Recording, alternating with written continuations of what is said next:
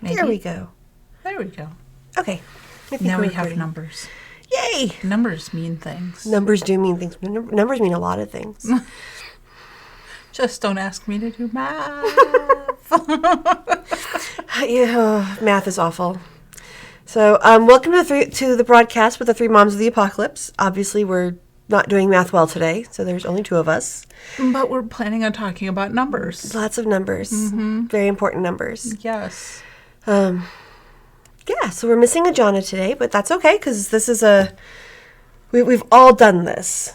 Well, I mean, that's part of the fun of doing the broadcast and doing the three moms is that there's three of us. So if one of us is not able to be here for whatever reason or even attend via a remotely thing because reasons, we still busy. We can still manage. And once in a while we miss a week. We missed last week just because we were scattered to the four winds, incredibly busy. And if we plan ahead, we can try and do one of us interviewing someone. But we didn't plan ahead because sometimes life is about spontaneity. Sometimes. I'll be honest, I meant to do interviews last week. But I would I want to talk to you for a few minutes and just incredibly busy, and it's very difficult to actually block out time to do interviews at a big event like that. True. Really, what you have to do is make the contacts to set up the interviews, and this is where StreamYard comes in. Yep. So we'll be able to do stuff like with that. Yeah, I think I've got several people who I think would be fun to interview that we met. Yeah. So, and that's what we have to do. But we have to plan a little bit more ahead than just a little bit. than like Tuesday. Are we doing this Wednesday? No, we're not. Okay. Moving on now. It's like we should totally do this Wednesday. Sure. I'm dead. Are you dead? I'm dead. Yep. And we're not anywhere where we could get a decent. We were in the middle of the not in the middle of the casino, but like right outside of it. There was so noisy, and those connections were spotty. So let's explain where you and Jonna were. We were at 20 Books Vegas. Okay. So and what is 20 Books Vegas? 20 Books Vegas is this is actually the last year. However, there's information on that. Yes. It's an offshoot of the 20 Books to 50K Facebook group. That started with Michael Anderley working on K-boards, in fact, working out the math of this is what you would have to do you only have to have 20 books to make $50,000 a year. Right. Yeah, so the genesis of this was by saying once you have written 20 novels, if you're doing some of these things, you should be making $50,000 a year. Yes. But there are some caveats to that. Oh, yeah. One of which is you have to have your cover rights. You have to be in a niche that is hungry for content. You have to have your marketing and your categories right. Yes. And there comes a cost with doing all that. You can do a lot of that just by learning the market and learning the business, but there are some costs associated with learning all of those things. Well, absolutely, and that's the way any business is, that ideally you grow your business organically and with word of mouth. But the reality is that even to start generating the word of mouth and being able to get your product, in this case a book, in front of people, there are investments that you have to make to get to that point where people see it. And then once they know it exists and they know that they want it and they like it, then they'll start talking to friends and family about it. And then you'll start to see that ripple of word of mouth going out from there. Yep. But yeah, it's all about, I mean, this is, it's business 101, but authors for a long time have not approached writing as a business. They've approached it as an art, which it can be an art form. But one of the things about the 20 Books conference, it is 100% focused on the business of writing. Yes. And some of that is learning your craft. So they have craft seminars and different things that you'll want. But some of it's, business 101. Joe Solari did a business 101, how to set up your writing as a business. Yeah. Mike Rothman and the Amazon folks did, introductions to Amazon ads. Alex Newton, who heartthrob, did 2K Lytics panels, and I think I'm the only person that has ever fangirled at him. Which is sad because, but I mean, okay, so data, as a scientist, data is exciting. Oh, yes. So I get why you geek out about this, but most authors are like, right. It shouldn't be scary. No. I know a lot of people think it is, but you're looking at patterns and trends, and I don't recommend writing to markets. I recommend writing your book and then finding your markets. Yes. Which is a slightly different approach than some other... well, because it's an art. Yeah. That's why you do it that way, because it's an art.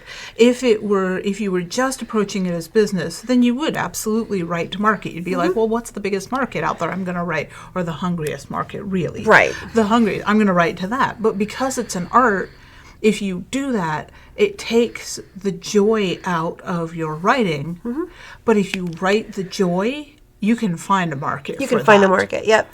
And so some people takes more than 20 books, but if you do it, Well, someone that's as scattered as I am, it will take me more than 20 books to get, although honestly I've already hit it, but temporarily, because I don't put the effort into this. Because for me, it's a retirement plan. It's a long-term thing. I haven't had the time and energy over the last decade to continuously apply. I mean, John Van Stry and I were comparing notes. He's a rock star in the indie publishing world. I am not. We started at the same time. We approached it in some of the same ways. The difference is I'm distractible, and it hasn't been my focus. No. And he's done pretty much nothing else. Right. And he told me one of the things that he did at one point was took 2 years and just wrote like 18 hours a day, which is phenomenal. I mean, most people, they're not going to be able to do that for lots of reasons. But the thing is that if you put into this a certain level of time and effort and money, you're going to get back out from it a return on investment. Yeah. And the best return on investment is money. And I'm there's a lot of other things you can get out of it. Oh, yeah. But the thing that's going to let you pay your bills and keep doing it is money. Yeah. So, I mean, realistically, unless you have someone that's taking care of you, in the old school, the patron of the arts, in the new lingo, the sugar daddy, there's an in-joke we're not going to explain. Just go with me. Just go with it. Trust me, Kortnee. Because it used to be in the era of the Renaissance. The artists, I mean, pigments and paints are expensive. They still are these days. So an artist couldn't eat if they weren't working. So either you come into this as an author and you have a day job and you're working on the side and you invest from your own income into the author business until the author business starts to pay for itself, which is where most of us are able to do this. Or you come into this and you have a patron, which these days tends to be the working spouse that's supporting the not working or only part-time working spouse who's pursuing their dream as an artist or an author. Because it's a difficult thing. You can't just go into this and pick up a paycheck and go. Right. There are no weekly paychecks. There's no monthly paychecks on this. There is, you make what you put the effort into to make. And there's a delay on that. There's, at the very least, there's a 60-day delay in getting payments for a release. And that's one of the reasons why I actually time my personal releases the way I do for that very specific reason. And I love pre-orders for that reason. And we can walk through that in a little bit. But one of the things this is a job for me. Right. The writing is a job for me. So it's not a 9 to 5. I clock in and somebody else pays me. This is I get out of it directly as much effort as I put into it. And it took me a long time before it started showing a profit. Yeah. And we're pushing Raconteur Press which is not showing a profit yet. Yes. However, we have faith that it will, and the authors are already starting to get paid, which is exciting for them, but it also gives them the momentum because that monetary reward, it's not pure capitalism. It really is. That is the feedback that shows them that they're doing something right. So when they get paid, they're like, okay, that worked. Let's do it again. And then you have that cumulative thing that the 20 books to 50K thing was about, which is the more you do this, the more you start to make. Yep. And we're showing growth in everything. And I love doing stuff like the RAVE event at 20 books because I can because last year I had 3 books with me for RAVE. I had 3 books. This year I had 21. Yeah. Just for Raconteur Press. That was so cool. Yeah, no, I mean, it is just the growth of Rack Press just blows me out of the water because when we started doing this, it was let's see what happens. Yeah, and then it just took off like a rocket sled on rails. It did. And, oh my gosh. I'll say some of that's expensive. Well, and you all know how we feel about rails about here. Right. Yeah, we sold the sales. We sold the rails for scrap. Kept the lights on. Bought the rails for this bookshelf that's standing back here. And yeah. Oh, those are not cheap. Let me tell you that. Yeah, that's why I got so excited that one time when I found one on Facebook Marketplace. I'm like, woohoo, gonna go now. Yeah. I haunt Facebook Marketplace for stuff like that because they run $200-$300 a pop. Yeah. On Amazon, and that's cheap. But they pack flat, and when you're doing a booth. So booth setup is a whole art, and I realize we sound like we're bouncing around here, but we're actually going someplace. We are going somewhere. And again, when we're talking about investments in a business, you have investments in directions you don't think about, which is marketing could be Amazon ads. Yep. But it can also be going and putting your books in front of people. And the funny thing about you at RAVE, and this is something that I've noted for years at cons, which is you put the books in front of people and they didn't buy them. But they wanted them. They wanted them. They just didn't want the physical book. But now they knew they existed. Right. And they could leaf through them and go, ooh, spiffy, I want. The number of people who came by the booth and went, I'm just taking pictures of the stuff that I really like. And I'm like, okay, cool. Because some of them are from Canada and they're flying home. They don't want to put a book on, they don't have enough space in their stuff to take a book on an airplane. And there might be customs involved and stuff. Yeah. So they're taking pictures of the stuff that they like. And a lot of people came by and went, wow, this is really neat. I walked so many people through the postcard books and what they were. And then I come back from RAVE. So actually one of my favorite interactions was this kid who had to have been like 12 or 13, took a 20 out of his pocket and said, I really want the Space Marines book. I'm like, do you want 1 and 2? Because if you buy both of them here, I have them on a discount. And he's like, I can only afford the one. I'm like, okay, cool. Here you go.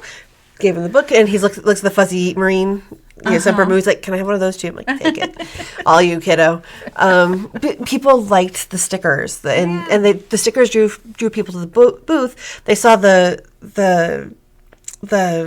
cat ones, the Cats in Space sticker, and they're like, oh, this is really cool. I'm like, yeah, it goes with the book that's right next to it. They're like, there's a book? And they bought them. Like, I only took because it came out so quickly, close to where when we were leaving, I actually bought Cats Back in Space at retail price from Amazon, so I could get in time. Yeah. And have it there. So I paid retail for Cats Back in Space, which is not good when you're trying to stock a booth, right?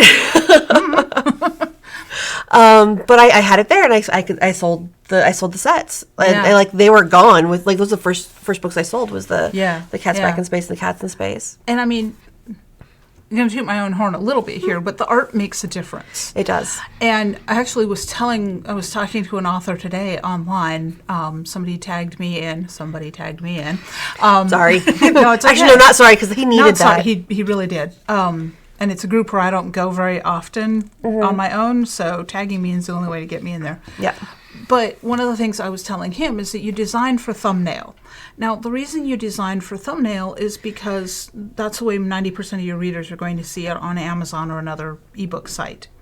However, the other reason you design for thumbnail is because you want to grab the eye of someone from across the room at an event and grab them and bring them over to your table where you can tell them more about it and ultimately sell them the book. Right. So the art needs to be distinctive and catchy from a distance. Yes. And so with a booth, I mean, I've seen this. It's really fun. If you have a booth at a big event, you'll see people lock on eye contact with one piece of art or a book, and they come to it. They are called to it. And it's fun. It is really fun. And it's a really cool thing to watch and be able to interact with that. You can't do that, getting back to the bookcase, Right. without a really good display. Yes. So I've done a lot of markets over the years, everything from craft shows to flea markets to some really elegant juried art shows. And the one thing that draws people in is a really well-designed, nice-looking booth. If your booth is crowded and cluttered and what I call like a flea market booth, where it's hard to make out what's on sale, what the pricings are, and all of that, it's hard to distinguish each item. If you ever look at the display of a really high-end store, and I know you know this because you've done this professionally. Yes. If you look at the display of a high-end store, things are separated out. They're giving some breathing space. They're framing the Yes. the items that are on sale. Yes. And one of the struggles I had with Rave was I had half a table for two separate companies. Yeah. So I should have a quarter table for my books and then a quarter table for the Raconteur Press books. And you could see, and the person next to me was doing YA. She's like, "You can scoot over a little bit if you need to." And I'm like, "Thank you. I'm taking like 5 inches of your space, just so I had enough." And we had the bookcases is they framed me. So you walked up, and depending on which direction you walked up, you either saw Space Cowboys, Space Marines, and postcards, Right. or you saw naked bare-chested men. Which is great, but not necessarily what the Space Cowboys readers want. Right, so they had them... naked, bare-chested man, dude, where's my shirt, is not necessarily the reader that wants Space Cowboys, although there is a tiny bit of overlap because manly men sell. Yes, they do. So I had them facing away from each other, so they weren't overlapping in space. Yeah. And I had specials going on for the show, just because I'm like, hey, if you buy the entire set, you get a discount. If you buy like all 2 or all 3 of something, you get a discount. I'm experimenting with price to see if it works because I can, Right, and to get some of it out of my stock before Christmas and before I have to count it for my taxes. Yeah. That's the other thing about print on demand is really nice so you obviously had all these books here, but you're running into the problem of people not wanting to immediately buy them. So they're taking pictures. But also you have, what is our calling card cry at every event? Thou shalt have QR codes. QR codes. And I'll be perfectly honest, I screwed that one up. I had a QR code for I did. I had a QR code for my most recent release, but I'd made little postcards for all of the different books, and I left them on my desk. Oh, no. So we did not have them. Okay, so obviously we're going to have to come up with a emergency backup way to have them printed when we get somewhere. Yeah, and honestly, I could. There were options, but none of them were either close or cheap. Okay. Yeah. Well, this is the thing that to think about too, which is QR codes can be done on cards and packed flat, so we can make sure that we have them in multiple places in kits. Yep. We can laminate them so that they can be banged around without getting too beat up the way paper can. Yep. Actually, and one of the things I'm planning on doing is having laminated basically QR codes with the price and then of the print book and the QR code and then sticking out of the book so that you've got everything all in one thing. Yeah. And so they just pack with the books and they can go. Yeah. So they're easy to see. And if they don't want to buy the print book, they do want to buy the ebook, they can just click on it and there it is. And the QR codes allow people that either routinely read an ebook like me, don't want to carry a bunch of books in their pack-on luggage, or just want a less expensive option than print because that's also a factor. Yeah. But what it does, though, is what we're able to do when we take books to events, because we can usually don't have to pay retail for them. Yes. So if we are able to buy books at cost and take them to events, we're able to discount and make it appealing to buyers that might not normally go and pay full cover price for a book. And we can, if one of the authors is there, they can sign them, which adds some inherent value to the reader's eyes as well. Yep. And if a bunch of us are at an event, like, say, LibertyCon or something, right, we can get you can all play the signatures. Find the author. Which is a lot of fun. Author bingo, track them all down. Author Pokemon. Author Pokemon, I love catch that. Them all. Gotta catch them all. And when you're talking about a postcard book, that's a lot of catching. That is a lot of catching. That's a whole other game. But it's a fun one. And I actually, one of the things someone stopped by my table and goes, "Oh, someone else here has that book." I'm like, "Yeah, that's one of my authors. He actually, he has his own table here. And he's here. And he's one of one of the great stories in there." And I tell them the stories of how the postcard books came in there. So it's not just these are 20 short stories. These are the best 20 that we got at this convention in a very short time. I tell people the story of how we started these at the conventions, exactly how runaway successful they were on the author end, and how much fun they are to read. And then I show them the challenges in the back of, hey, you can write do this your own. too. Yeah. So we had someone who went through. I think someone went and hit by series. Because we had one of every one of them sold the day after I left Vegas. Which is so much fun to see that bump then when you've put out the QR codes or had people going through and taking pictures of the books. Because you can see. Yeah, you can see the sales. Yeah. It's a 24 to 72 hour delay. Because if you do a thing on like Friday or Saturday, people will buy this stuff Sunday when they get home or Monday. Yeah, once you got to build in the travel time. Yeah. They're going to get home, they're going to be tired, and then they're going to go back through all their stuff and get themselves together. Yeah, but I've definitely seen that at many events, which is that little bump of... And the other thing, too, is that all of the Rack Press authors have the ability to be able to buy books at cost, which means that they lower that price of admission to going to an event to sell their books. Yep. And which gives them the ability to go out, and not only are they making some money for themselves, and which helps them actually justify going to these things. It becomes a business expense. Right. Well, and which has the whole tax write-off implication, but also you can defray some of your expenses because it's not cheap. It is not cheap to do this. But the other thing too is that every time they do that, because they're all anthologies, they're spreading the word for their fellow authors by doing this too. Yeah. So you go out there and you're not just like C.V. Walter on one side, Rack Press on the other, but you're representing. Dear God, I don't even know how many authors we have. 86 at last count. 86 authors. 86 authors. So it's one face for 86 authors. Yep. And I'm encouraging people to buy them. And here's one of the things that I know. Okay, so Craig who ran 20 Books of 50K, the Vegas event. His brother was there. His sister and his dad were there as well. His mom was there last year, but she's passed since. Has passed since then. Yeah, but it's great that it's a family event. It's a family event for them. Yeah. So Guy came by my booth last year and bought the first book in the Alien Bride series because he wants to support indie authors, and he buys 100 books every year. Oh wow! At RAVE, right? Oh my gosh! Like he is committed to this, but he's also a whale reader. He reads them very fast. He told me that my Alien Bride series was the surprise of the conference last year. Oh, and he not only because he's like, I really liked. He's like, it's romance, but I didn't expect to like it, but I bought it, so I was going to read it anyway. I'm like, okay, good for him. He's like, there are those two chapters that made me slightly uncomfortable, so I just skipped those, and then read the rest. And the story is fantastic, and I love the characters. And I wanted to see what you did next. I'm like, oh, okay, great. Yeah. And he says, and I bought a copy of everything for my daughter.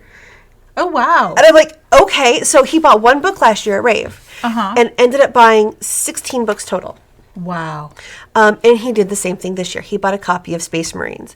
And if he likes Space Marines, he's going to go and buy every single book on Raconteur Press, and he's going to tell people about it, and he's going to tell his daughter. Yeah. And buy them for her.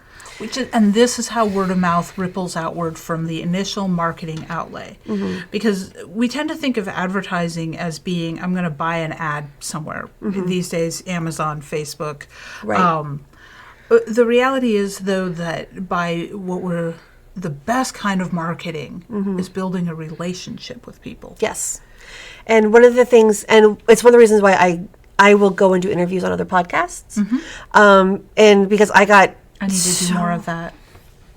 I can't travel. You can't travel. You can do podcasts. Yes. So, I need to have more people to interview.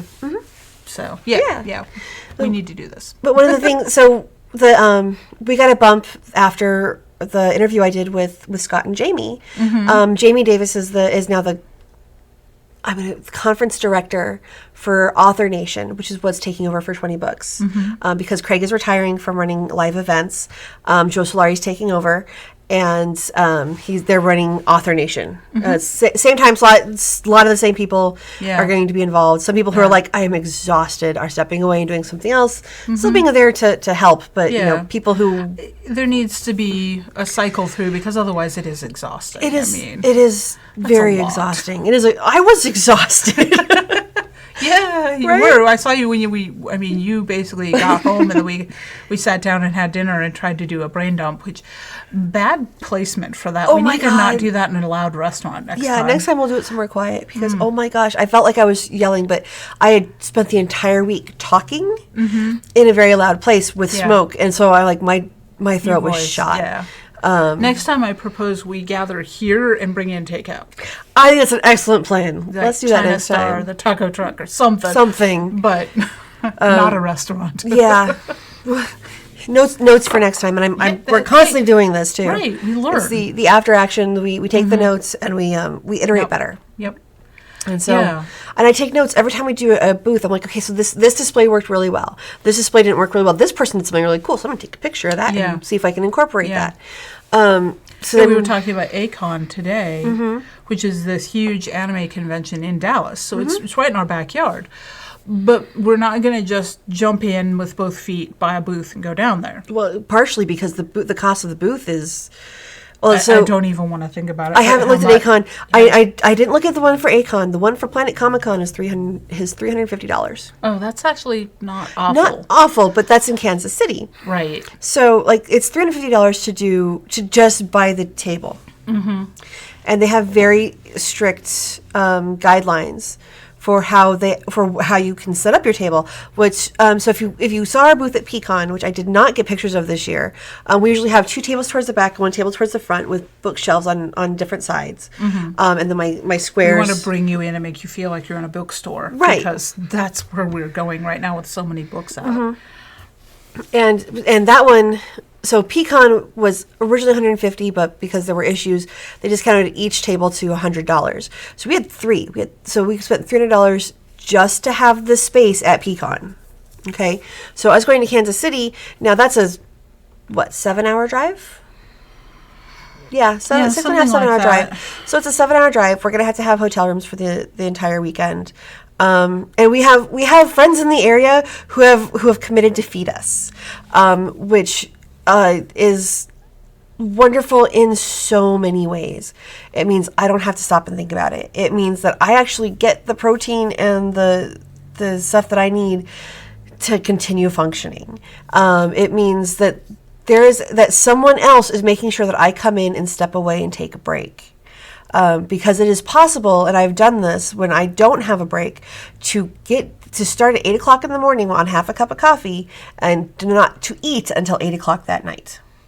That does not make for a happy Kortnee. And not because I'm cranky about anything, but 12 hours on low blood sugar and constantly moving, that's a lot. Particularly when you're trying to interact with other people and talk all day. Because I am actually an introvert. Most people don't realize that. Well, I think both of us we can put on the extrovert and enjoy people for a while, but then we need a solid amount of time to recharge. Yeah.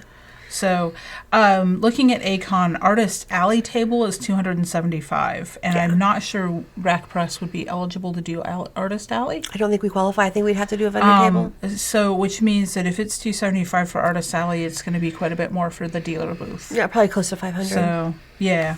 Yeah. Which, I mean, for an audience of 34,000 is not... it's not unreasonable. Wildly unreasonable, but it does require that we do some reconnaissance first. Yeah. So it's one of those ones that we're going to go and attend and see if it's the kind of crowd that we think we could sell in. Right.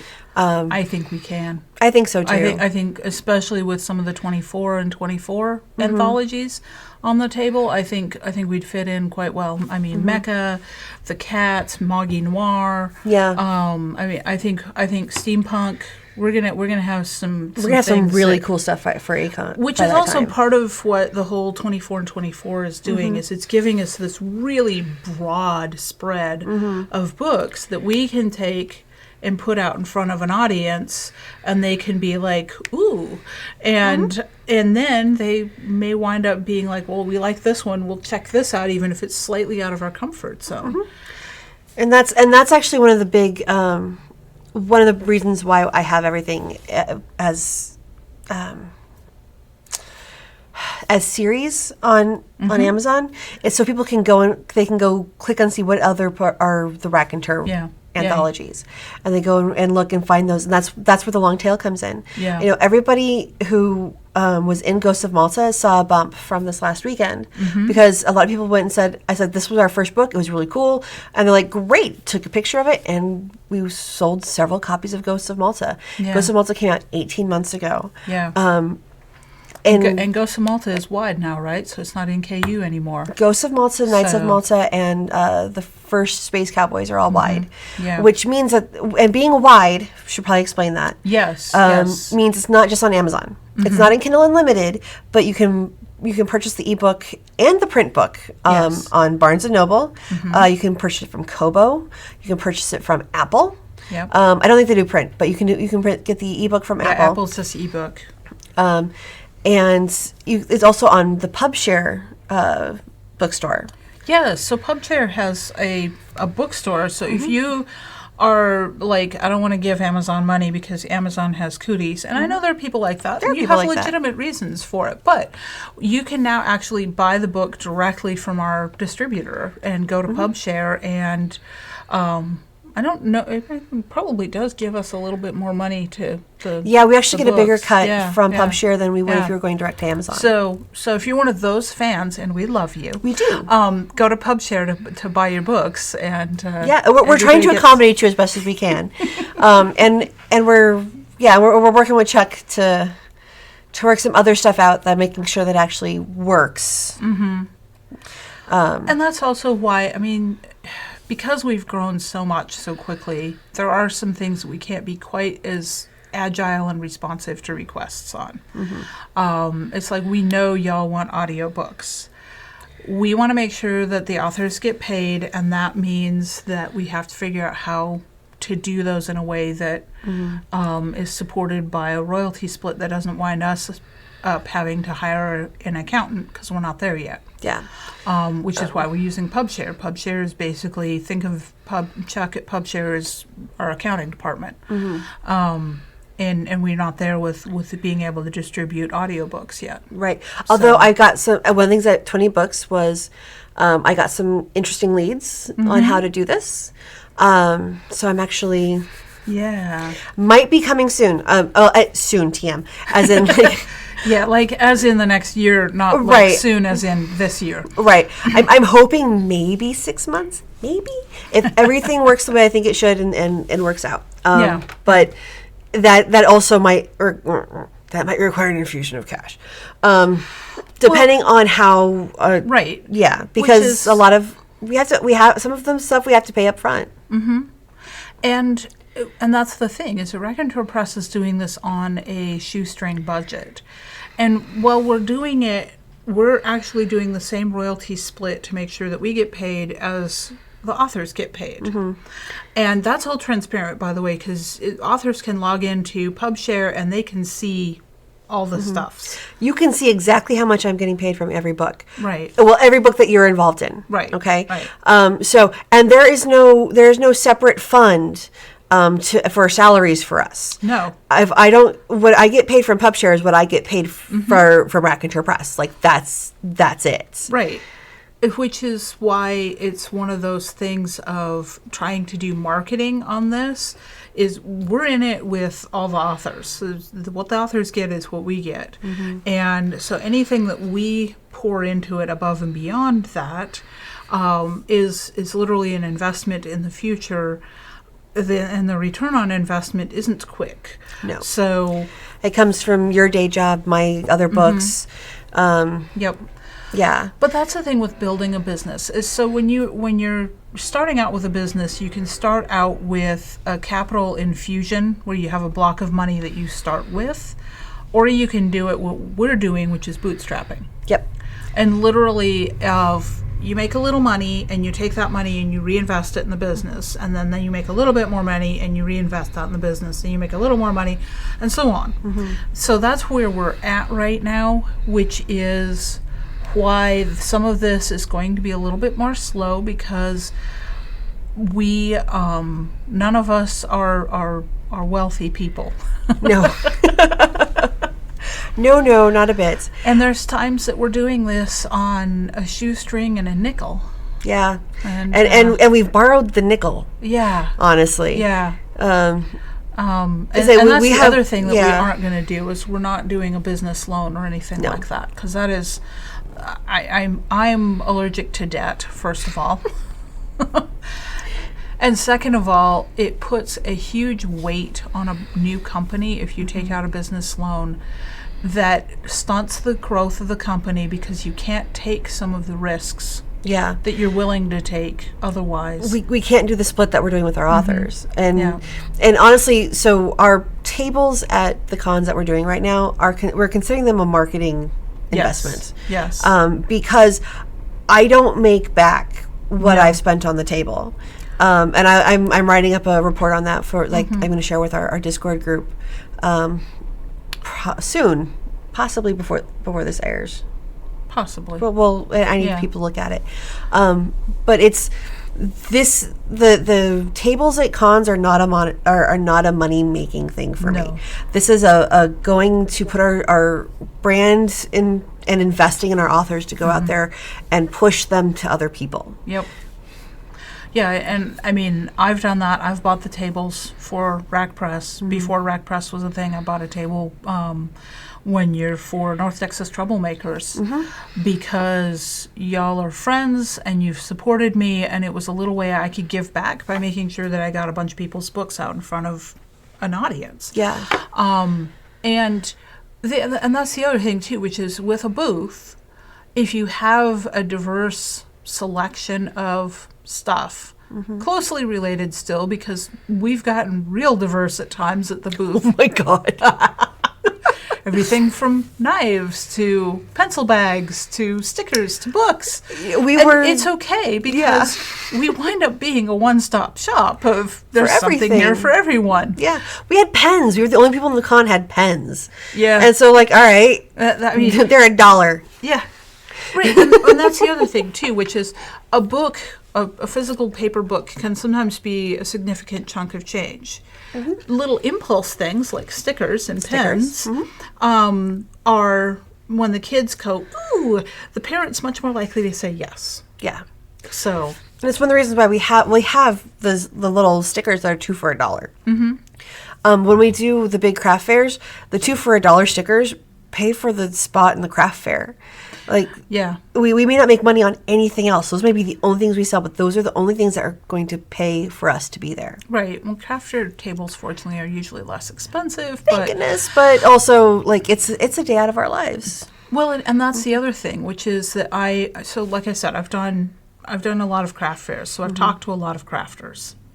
And if you talk to a lot of crafters, you'll notice there's kind of a common thread in their lives, which is that they're either disabled, married to someone who works and they don't really need to work, but they're doing this because it gets them out and they get to talk to people. They're retired. These are all people that don't put a lot of value on their time. So when you look at the price of a handmade craft item, generally speaking, the maker has built into that the cost of the materials. Mm-hmm. Sometimes, not even always, because I have seen makers that price their items so low that you knew they were not making back the cost of the yarn or whatever went into that thing. Mm-hmm. And you'll still see people walk up and me at the booth. It didn't cost that much, and I'm sorry, but it costs what it costs, and right. And quite frankly, you're likely underpaying. Well, and because that's the other thing that goes along with that is that the maker isn't paying themselves for their time. Yeah, which is why when you were showing me the numbers, and I knew that wasn't enough time, and you were paying yourself minimum wage, and I'm like. No. It was an illustration. No cookie. You know, I got that hold on like 3 or 4 times at $20 for something else. I need to start carrying cookies around so I can give her cookies. So that no cookie actually works better. Yes. But it was illustrative. It was illustrative. And like I understand the that. least like if you could hire a teenager to do this for you, this is what you would be required by law to pay them as an employee. Heck, I had preteens knocking on my door this summer wanting to mow my yard, which is not large, and they wanted $60 for that. So Damn. I'm sorry, but you're not getting a kid at $7.25 an hour. No, you're not. Unless he wants to be at the con and get to gawk at all the costumes and the fun stuff. Right. And which means he probably isn't paying attention to the table. Yeah. Yeah. But your kid and my kid are actually pretty good booth guys. So. They are pretty good booth guys. And the girls like coming over and seeing them. So, you know. Yeah. Yeah, but that's a whole other thing. Booth babe is a whole other thing. This is where baby geeks come from, and that's... Yes, it is. and we had... so what was fun at $20, Craig was looking into hiring models to come in and for the romance writers, and he ended up not doing that because there was such an outcry, like, oh, no, you're hiring strippers. And he's like... I was going to hire... I was talking to a modeling agency about getting models in here. Mm-hmm. They showed up anyway. Did they? Okay. I didn't know the whole story behind this. I saw the pictures. Right. They were fun. So fun. Yeah, so he was going to hire models because we had... Someone brought their cover model with them last year.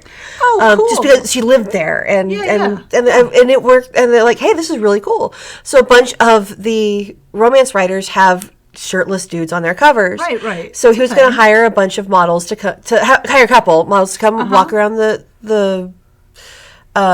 around the con and take pictures with people and with the romance writers.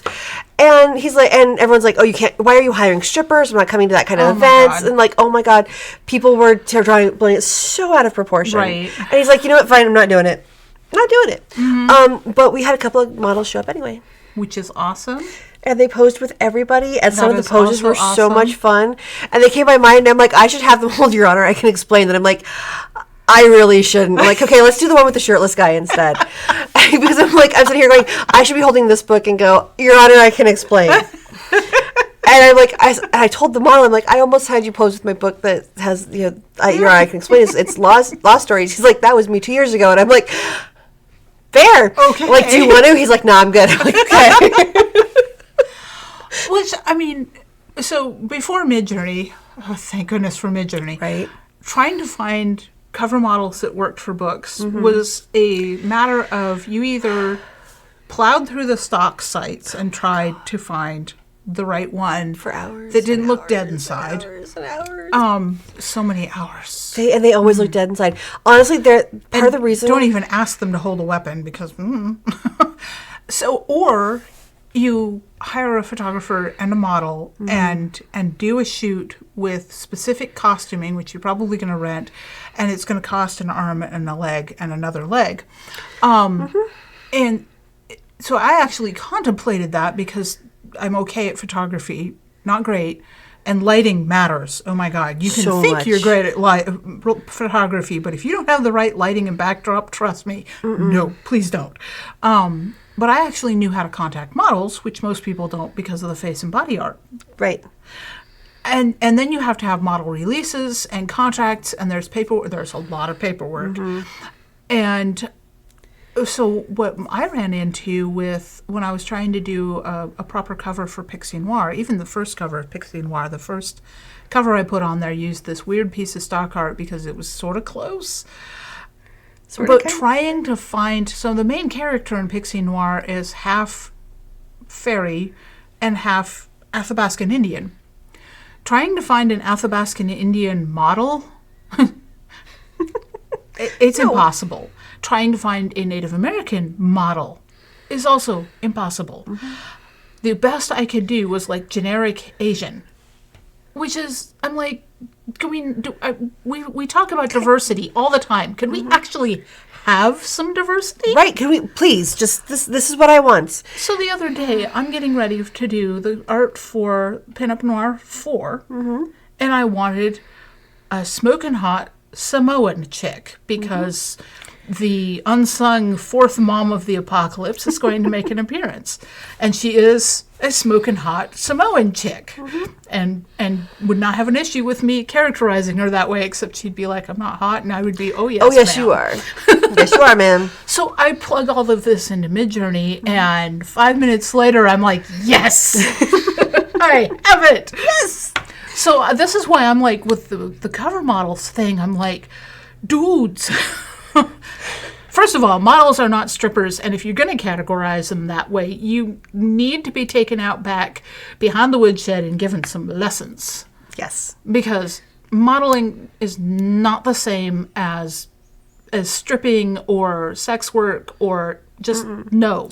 Totally different. And don't paint them with that brush. And dancing is the same as stripping, and quite frankly, a good strip dance is an art form. Like one of the guys because we went to Chippendales because that was fun. I'd never been. Like this was so cool, and so Wally's like, my wife would want to go. I'm like, there's a steamy author romance. Let's do this. And so he paid for the backstage passes, which was so wonderful. We got the whole backstage experience, fun. And it was a lot of fun. Yeah. Jonna was having way too much fun. She killed it. She looked amazing. And oh my God, can that woman pose? Yeah. But we were talking to some of the dancers, and they're classically trained dancers. Yeah. Some of them, like, there was one who, like, you're obviously in ballet and you've done gymnastics footwork. And he's like, yeah, how did you know? And I'm like, the forms are there. We recognize talent. Like, some of it's like, okay, this is kind of fun. This is bump and grind, whatever. But this is work. Well, it's okay. I mean, the whole thing with romance as a genre. Yeah. Authors and romance, and everybody's like, oh, and they're very dismissive of it. It's smut or whatever. And you get the Chippendales dancers, and they're like very dismissive of it. Oh, it's smut. And it's the same thing. There is art. There is skill. There is beauty. I mean, the human form is beautiful. And as an artist, I'm all about just, and as I was a body painter at one point, I painted bodies that, no, you wouldn't want to see up there on stage because not traditionally beautiful, but still, they're beautiful. And that's just, so it's just frustrating because, it's their choice, it's how they make money, it's a beautiful art, and can we not? Yeah. It's like, I understand it's intended to titillate, and quite frankly, it was fun. It was exciting. Naked chested guys. I mean, there was lots of butts, and the butts were very nicely put together. But that's because a lot dancers. Because dancers. But that's a lot of effort too to maintain that kind of figure and that kind of body composition. So but it's more power to them. Right. Quite frankly. And here's the thing with romance getting dismissed as just being, oh, sex sells. Yeah, sex sells. There's a reason that sex sells. Sex is the primary biological urge of living organisms, even those that produce parthenogenically, but humans don't do that, so we won't even go there. So, but the thing about it is that sex is also beautiful and artistic and fun and can reward you with children or not. Reward you with a dopamine dump, quite frankly. Well, yeah, but I mean, I like Spider's thing in Lady Slings the Booze about if you devalue sex too far, it becomes a genital sneeze. Yeah. And that's not a level we want to take it to. No. We want to celebrate it and make it fun and show the consequences sometimes when we're writing romance of entering into it too lightly or without enough forethought in an unhealthy manner. But dopamine is you need that to live. It makes your brain function. Right. And so this and is not here's a bad what thing. I was getting to, which is relationship building. As you are intimate with one another more and more, from any level of hand-holding to full-on sexual intercourse, those intimacies actually interweave the two people together tighter and tighter. And it's very old-fashioned, but the Bible talks about becoming one. And that is what happens in a marriage over time. And there's a whole genetic component to it, too. But the thing of it is that sex is at the core of it. And so having industries that celebrate it is actually healthier than having industries that just... Because too much porn is like eating candy all the time. So there's definitely unhealthy versions of it, but there are also very healthy versions of it. And I would actually say that Chippendales romance novels, those are healthy versions. They can be taken too far. They can be taken to an unhealthy level, but everything can. Everything can. And it's celebrating. There's a level of distance implied in Chippendales. Exactly. Same with a book. And with the book, like it is, and it allows you to have those emotions and to experience them and to enjoy them and to enjoy how they make you feel. Without some of the negative consequences that go with it. Right. So. Yeah, and I mean, it's a complex issue, obviously, but it is not one of those things that I want to shy away from because it's fun and because it can be healthy and beautiful, and the more we shy away from it, the more we make it toxic, because all that's left when you take away the joy from it is the toxicity. So and we have veered very far off from numbers and marketing, but still, it's the relationship building, honestly, and a big part of, and when it's writing. At first, you do it by yourself in your room, and then you do it for friends, and then you do it for the public. Just wash your hands after. Yes. Heinlein knew what he was saying there. But a non-writer may read that and go, the heck? The heck? We know. I totally understand that, and one of the things that I did and that I do at these events, because there's a bunch of us that go, but my big thing is being the face at a lot of this. And designing the space that we're going to be in and figuring out what's going to sell in that space. Having Law Dog there is fantastic, and he is the face of our brand. But when you see us in person, the person who you're most likely to be able to talk to and sit with is me, because I don't freak out in the middle of a crowd. And that's not a problem. And I have no problem doing that and traveling like that. And if Jonna's there and Jonna's running the booth, Jonna isn't going to have time to sit and talk, because the booth is for committing commerce. And that commerce is how we support not only ourselves and the press, but also our authors. And us being able to go and do these, if we break even on a booth... It does happen. It happens. It's happened. I know it's happened. It has happened before. I don't want to scare you off. If we break even on a booth, we're doing great. But odds are good. The goods are odd. The goods are odd. Yeah, quite frankly. I couldn't resist it. Sorry. The odds are good, but the goods are odd. It's dating in the nerd world. I may have just told someone that about her potential unborn child, but she knew what I meant and took it in stride. Right. She's met her husband. I love both of them. They're very odd. Yes. This is why I love them. But it's a marketing expense, and we're hoping to drive people to our books, and not to just the ones that we have there, but to the ones that are coming out, and the people. And so if our authors have written other stuff outside of this, I will tell people. Yeah. Because you know what? Hey, I don't have their stuff here, but if you like one of the books, you have like some of these authors that are in here, go and buy their stuff. Yeah. And that's, I mean, one of the things about anthologies, and this is what we're trying to do, is incubate authors with the short stories.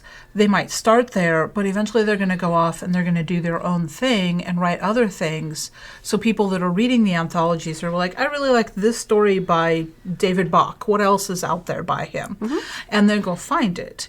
But we'd also like to encourage our authors to consider investing in some of the books that they're in and have written.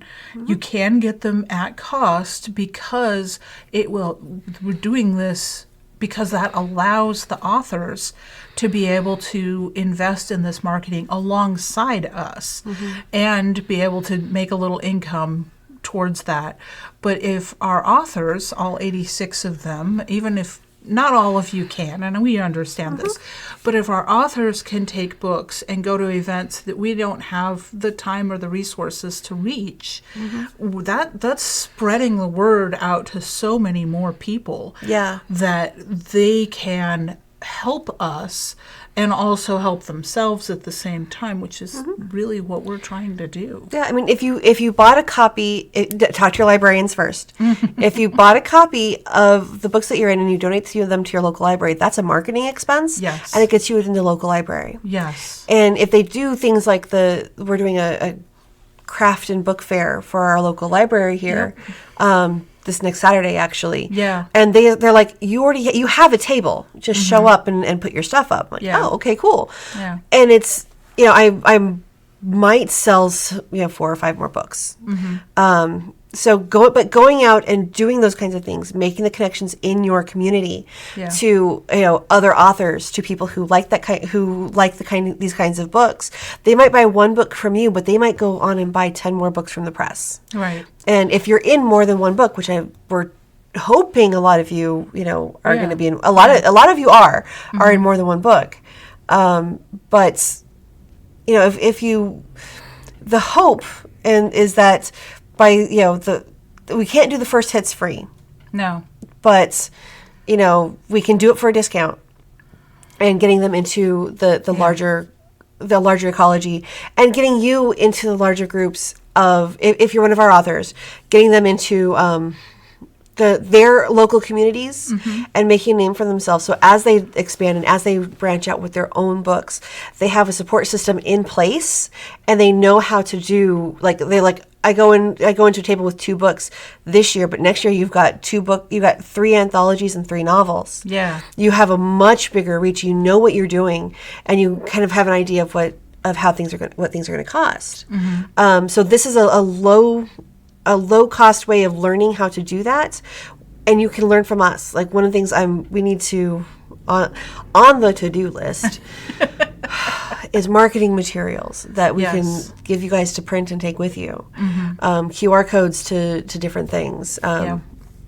So teaching them how to set up a display and how to rock it when they go into one of these little events. Yep. And I mean, there's a lot of authors who can, when they've got enough books out, which, I mean, I don't know where that threshold is, 3, 4. But you can go to a library and say, hey, I'd like to do a talk on being an author. And and libraries love to have local authors and artists, because it draws people into the library when they have an event.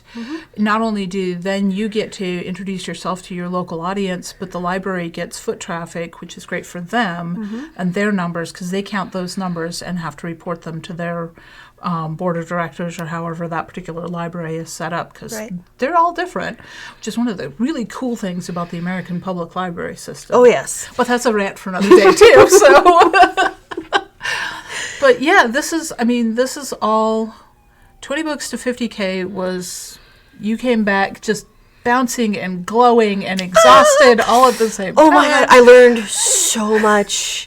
And honestly, one of the things that I learned at 20 Books was that we're going in the right direction. We are the most author-friendly publisher out there. I got told that we were too nice by several, and they meant it nicely, but also because they're like, so how much are you making on this? Like, what are you making on top of what you're making on this? I'm like, I'm not. Yeah. They're like, excuse me? Yeah. Like, they were kind of mad at me for... Our business model is not the same as other people's business models. It's not at all. We think of ourselves as an incubator for authors. We're not primarily... We're not a press, we're an education. Yeah. Yeah. And that's kind of the direction that we're heading. I met some really cool people. I got some ideas that I've had. I'm like, okay, so this is how we're going to be able to do that. Now, some of it's going to take 2 years to show fruit. Yeah. Partially because I just don't have the time to. If I could do nothing but this, it would take me 3 months to put it together. But you have your own I have writing. my own writing. I've got a couple more anthologies put together for the press. I've got Christmas and Thanksgiving coming up. Like there's holidays in there where I have to see my family. Like I have kids. They might want to talk to me every now and then. They might. Oh my God. Or not.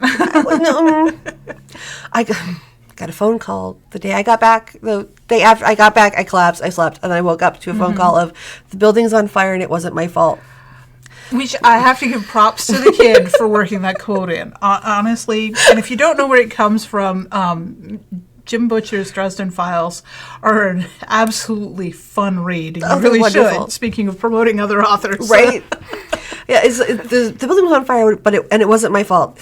Except it kind of was. One of my lights got overheated while I was asleep, and it burned and it started the wall on fire, and there was smoke, and it just really singed the paint. And I'm like, oh, good morning.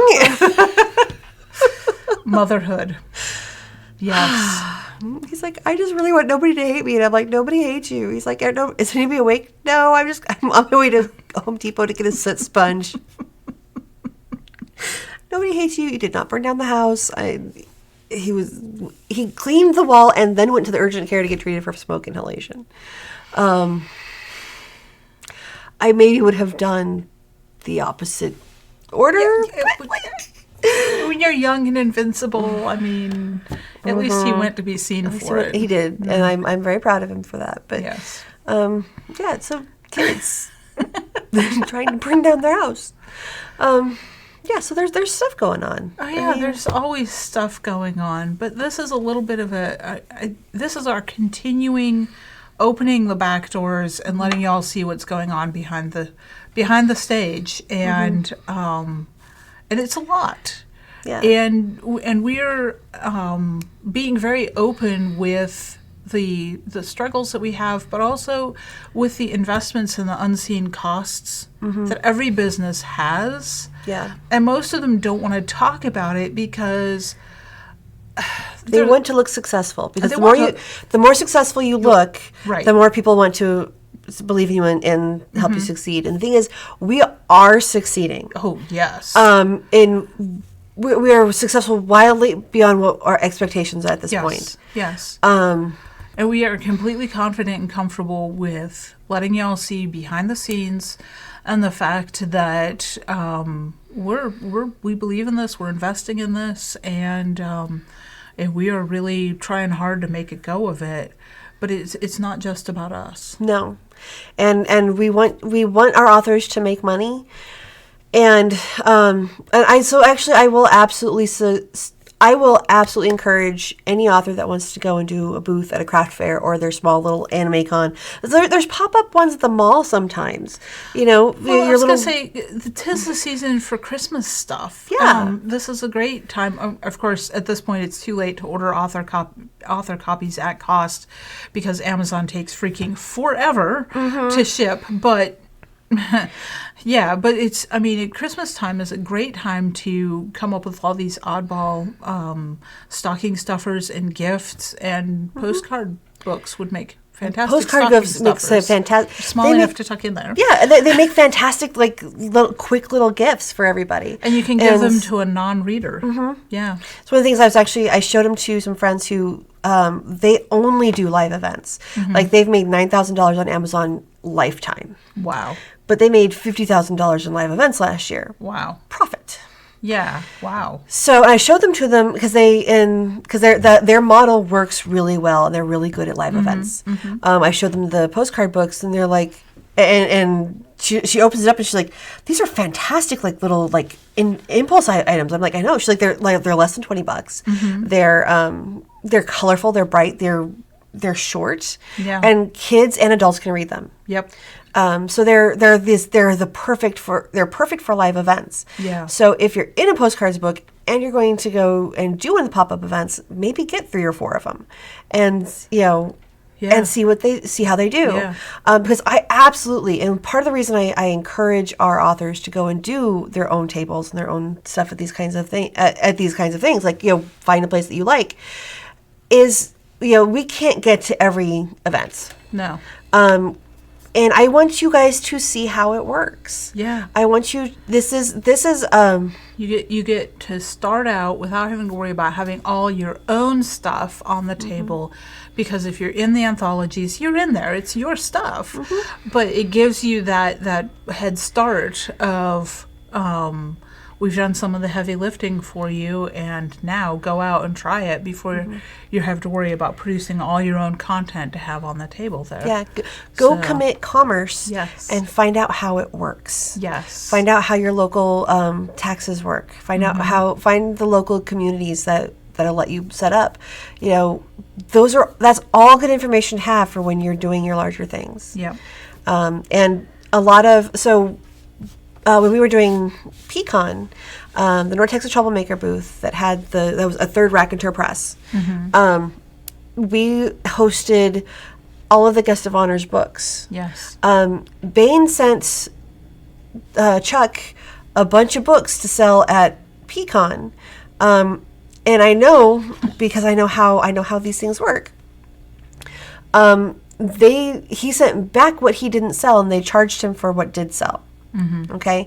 Now they may have also they likely have given him a discount, so he would have gotten them at the publisher price, right? Yes. But that's not the print cost, Right. He got them at the print cost plus the cost of storage plus the cost of shipping and handling plus. Okay, so he maybe made. I'm not going. I used to work through this. I'm not going to speak out of turn on what he's making on his books. So I don't know the numbers on that. But typically an author makes $1 per copy on a paperback. Yeah. So not a lot. Yeah. And whereas we're able to through PubShare, authors can order their books at print cost plus shipping. And so they're able to actually, what they can sell them for, they can offer them at a discounted rate so that it makes it appealing to a buyer that's standing there and is like, well, I can't get these cheaper anywhere else, so I'll buy them here from you now. They're also able to, at the discounted rate, they become more of an impulse item. Or you can offer them at your regular rate, but if you bundle and buy the whole series at the same time, we'll take $5 off of it for you. And people love that kind of, that sells well. That's why stores sell things like that. Buy one, get second half off kind of thing.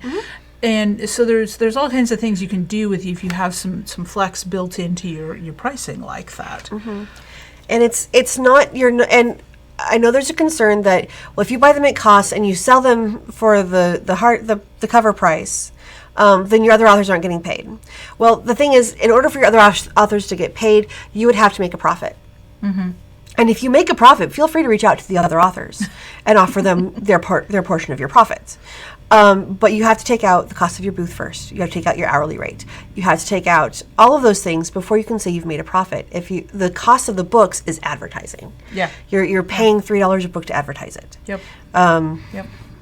And because it's open and available to everyone, to all the authors, any of them can do whatever they want with this. You can all do this. Yes. Yes. Yes. It is not it's not just the press can do this. Right. It's not just one or two of our favorite authors can do this. If you want to spend the money to get the books and go and set up a booth, please do. Yes. Oh, please do, because then that helps all of us. Yeah. So, that would be fantastic. I mean, I do know that not everybody can for lots of reasons, but the more of our authors that are out there selling their stuff, and by the way, selling everybody else's along with it, because that is name recognition and marketing and branding, and we want you out there happy and smiling and committing commerce. Yeah. Tell people how excited you are and about the next books that are coming out. Have fun, get paid. Yeah. and take a tax write-off. That's what I have to keep telling myself. It's a tax write-off. It's a tax write-off. If I don't show a profit this year, it's okay. But we'll get there. We'll get there. We will. We will get there. So just pay the rent yeah. Anyway, on a happier note.